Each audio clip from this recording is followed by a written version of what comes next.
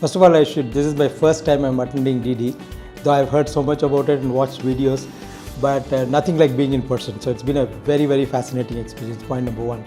Point number two is actually to have the kind of intellectuals, people with experience from varied fields come together and look at a problem holistically is just mind-boggling.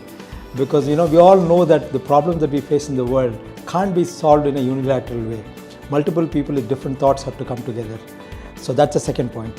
The third point is actually building technology at scale which can be used for rural India. It's something which everybody has been talking about for a long time, but this is the first time probably we are attempting in little more detail getting into the nitty-gritties of what kind of technologies are required in what areas. So that's again the third area which has been very fascinating for me, even in the short time that I've spent here.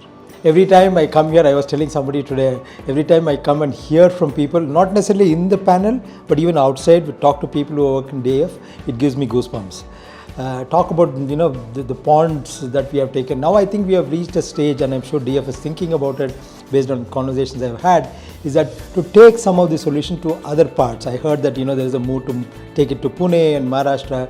There's a thought to take it in Kakatiya and Telangana. So I think now the time has come that we know the solutions that we have created works. The question is, how do you make it scale? The ambitious goal that we have from 7,000 ponds to go to 100,000 ponds in the next couple of years is just mind-boggling to think about. But we know it works. So I think it's just been it's a privilege for me to get associated with DF in one form or the other. So I'm extremely happy about it. Not specifically, but I think every program I realize has been well thought through. So I think that shows, including the dance program. I was just telling somebody, the dance program that we saw in the morning, the amount of practice that would have been required to, it was almost at a professional level, I would say. So I think anything that DF does, attention to detail, the curation that goes into it, the time people spend on it, and execute it flawlessly.